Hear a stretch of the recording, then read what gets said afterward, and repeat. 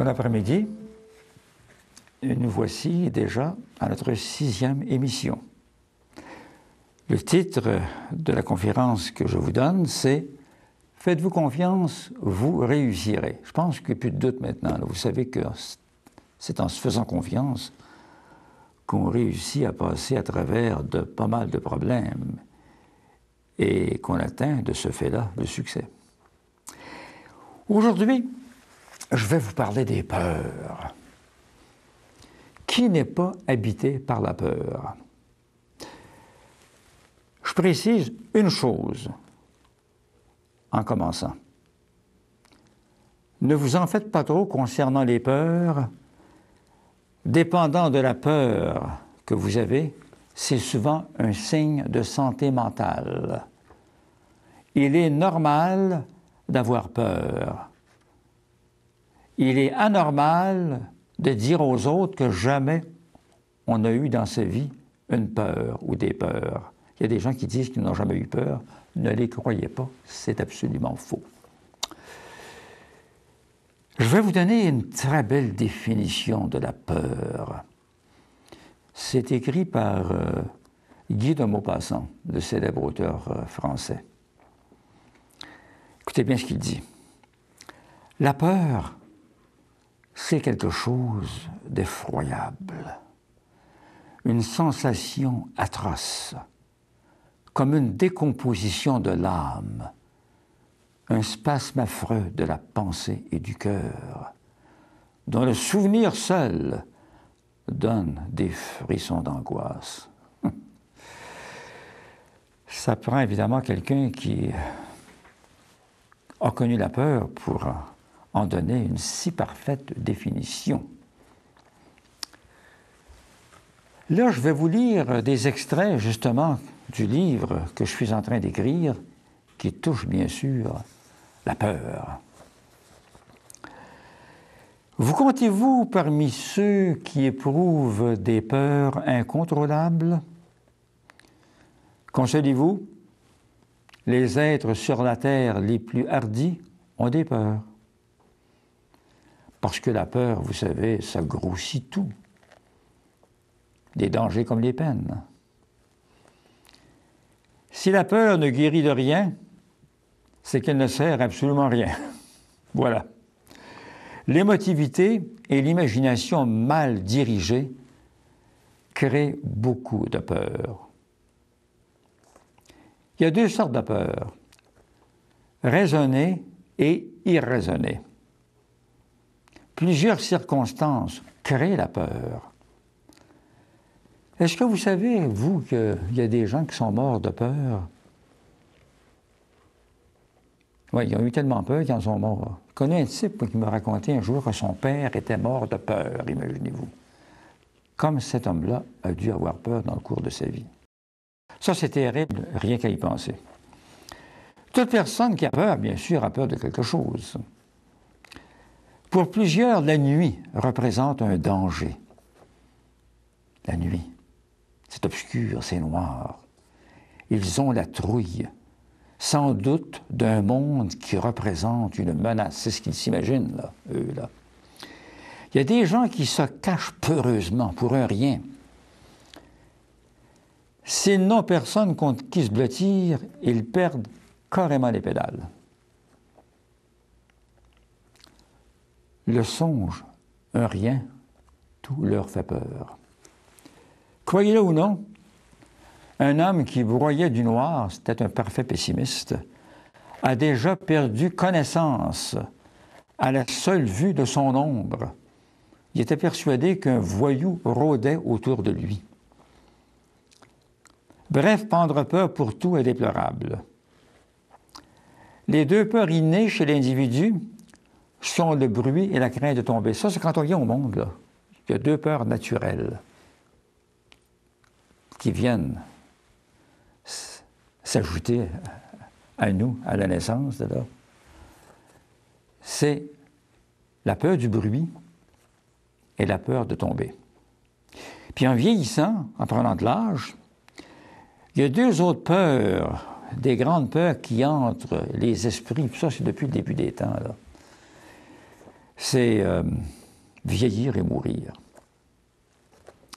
Les deux, que voulez-vous, n'épargnent personne.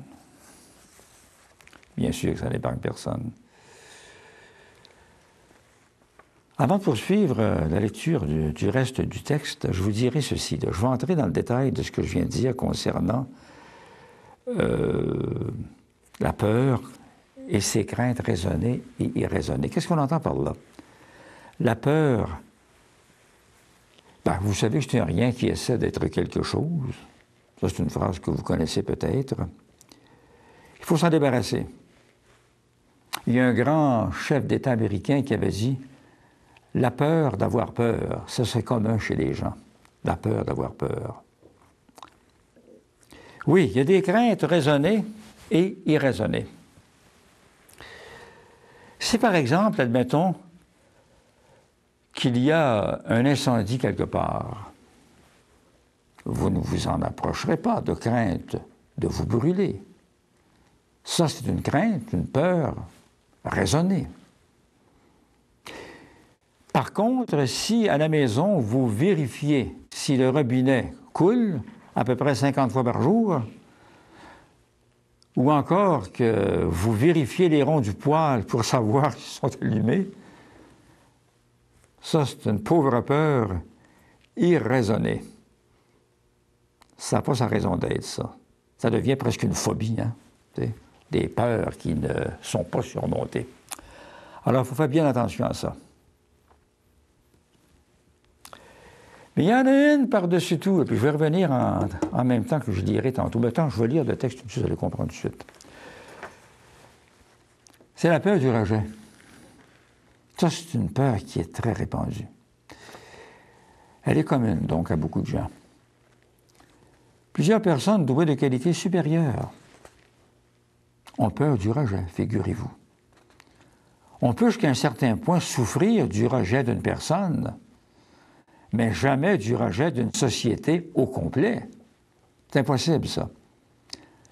La peur du rejet est une peur irraisonnée. La personne qui n'est coupable de rien n'a aucune raison de se sentir rejetée. Pourquoi le serait-elle?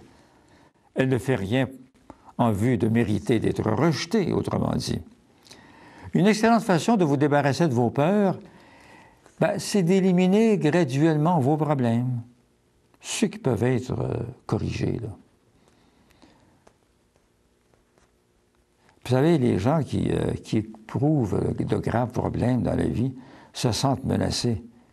Ils deviennent des captifs, soumis constamment à des contraintes. Vous voyez que c'est un gros tout, le manque de confiance en soi, les peurs, tout ça, là, fait partie d'un gros ensemble de ça. L'angoisse, l'inquiétude, la tristesse, tous ces sentiments parfois non raisonnés provoquent de nombreux malaises qui, avec le temps, engendrent des peurs. Eh oui, il y a des gens qui envisagent l'avenir avec effroi. Ils ne perçoivent que des périls. Ils voient tout en noir, bien sûr.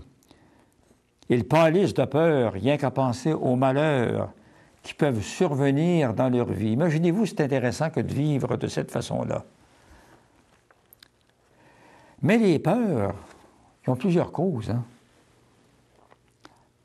On va s'arrêter un moment, par exemple, au cas de quelqu'un qui doit parler en public. Ah, ça, c'est une peur qui est compréhensible jusqu'à un certain point.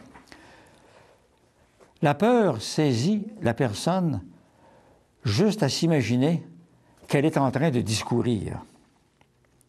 Cette personne-là, eh bien, elle ignore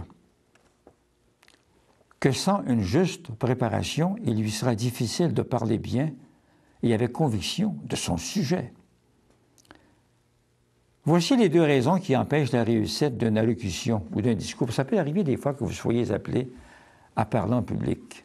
Alors dites-vous ceci, là. Les deux difficultés qui vous empêchent d'être à l'aise devant le public, c'est ceci. La difficulté, justement, c'est la première, à contrôler vos émotions. Vous vous sentez mal à l'aise devant le public, bien sûr. Vous savez, la peur gouverne tout mais ne règle rien, hein? La peur d'avoir peur, comme je le mentionnais tantôt, est peut-être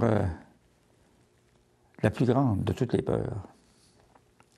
Une peur raisonnée est naturelle et à tout le moins souhaitable. C'est pour ainsi dire bien raisonner en face d'un danger réel, parce qu'ils existent, ces dangers-là. Il est raisonnable d'avoir peur devant un incendie, comme je le mentionnais, prendre aussi ses jambes à son cou devant l'imminence d'une menace.